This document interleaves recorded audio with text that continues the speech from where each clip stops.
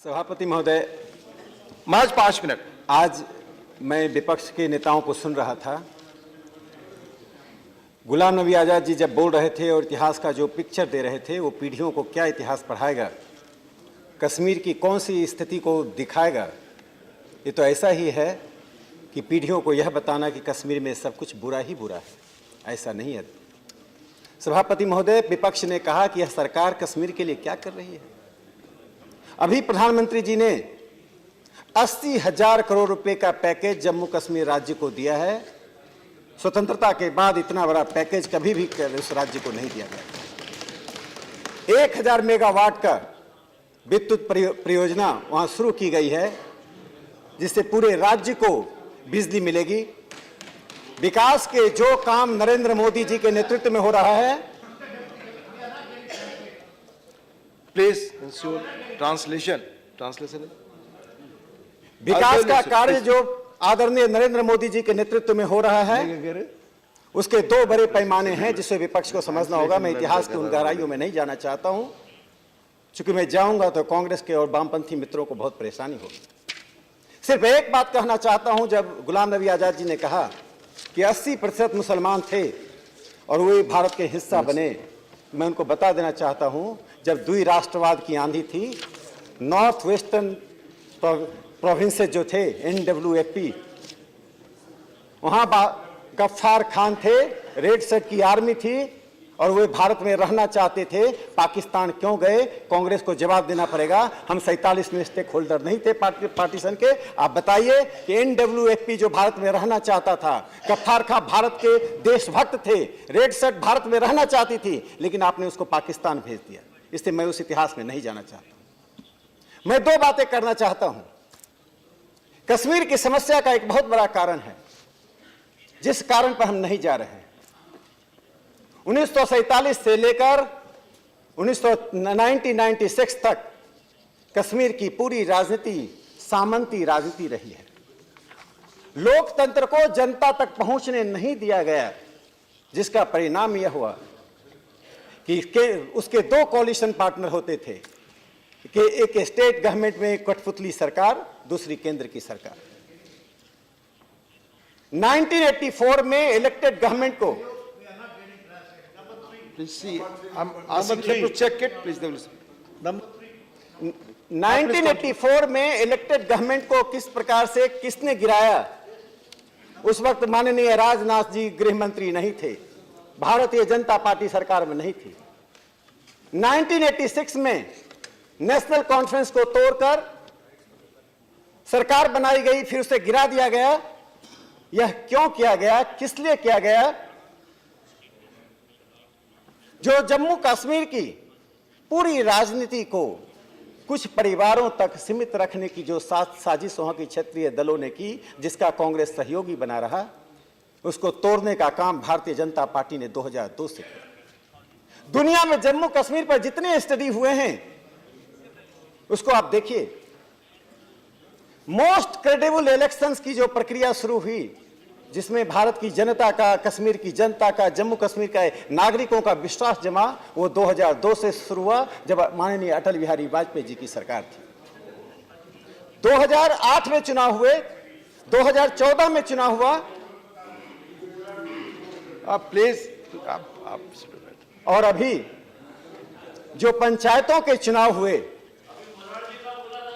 आप माननीय मिस्त्री जी, आप वरिष्ठ सदस्य हैं, आप वरिष्ठ सदस्य हैं, कृपया बीच में टीका टिप्पणी नहीं करें। भाई देसाई की सरकार को गिराने माननीय राकेश जी, आप इधर बात करें, चेयर से बात करें। देखिए, जब 2018 में जब पंचायतों के चुनाव हुए और 4,500 के करीब सरपंच और 32,000 से अधिक पंच चुने गए, पहली बार ब्लॉक डेवलपमेंट काउंसिल के 312 सदस्यों का चुनाव वहां किया जा रहा है।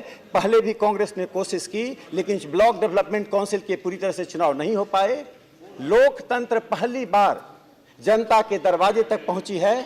सामंती राजनीति कश्मीर से समाप्त हो रहा है, उसका दर्द दिखाई पड़ रहा है, चाहे PDP के रूप में हो, नेशनल कॉन्फ्रेंस के रूप में हो, कांग्रेस के रूप में है, यही दर्द दिखाई पड़ रहा है। इसलिए कश्मीर का इतिहास ये गलत तरीके से प्रस्तुत कर रहे हैं।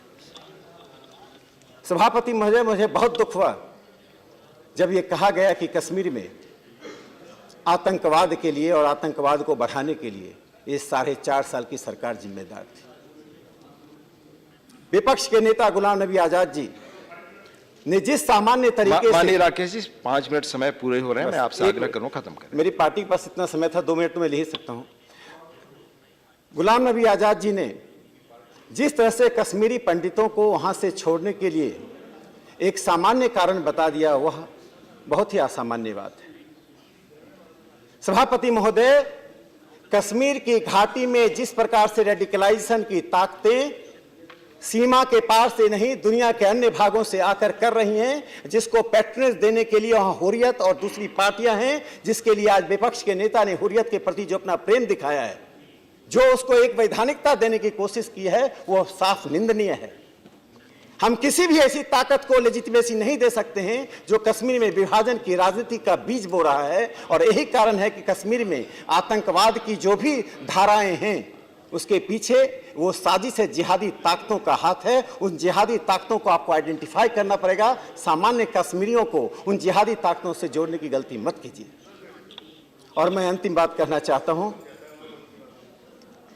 कश्मीर और जम्मू कश्मीर को यदि बदलना है तो मैं एक बात बताना चाहता हूं कि जम्मू कश्मीर को 2010 से लेकर 2016 तक जो पैकेज दिया गया, वहां प्रत्येक कश्मीरी नागरिक को, जम्मू कश्मीर के नागरिक को पर हेड 93,000 दिया जा रहा है। पूरे हिंदुस्तान में केंद्र सरकार के जितने सेंट्रल एड्स हैं उसका 10%, 1% जनसंख्या को जा रहा है। इससे सरकारें जो भी हैं, हमारे प्रयास रहे हैं, लेकिन इतिहास के उस बिंदु को मैं ठीक करके अपनी बात समाप्त करता हूं कि कश्मीर में 1948 से लेकर लगातार पाकिस्तान की कोशिशें होती रही हैं और इसी सदन ने यह प्रस्ताव पारित किया है कि पाकिस्तान ऑक्युपाइड कश्मीर को हम लेकर रहेंगे, वो हमारा अभिन्न हिस्सा है। 24 स्थान रिक्त पड़े हुए हैं सभापति महोदय, जो पाकिस्तान ऑक्युपाइड कश्मीर के नागरिकों का है। क्या यह सदन विचार करने के लिए तैयार है कि उन 24 लोगों को हम नॉमिनेट विधानसभा में कर पाकिस्तान को संदेश दे दें कि लोकतांत्रिक प्रक्रिया को हम पाकिस्तान ऑक्युपाइड कश्मीर पहुंचाना चाहते हैं? यदि विपक्ष तैयार है तो सलाह दें और हम 24 नॉमिनेशन करें। अपनी बात खत्म करें, चरित्र को बदलें। अपनी बात आप खत्म करें।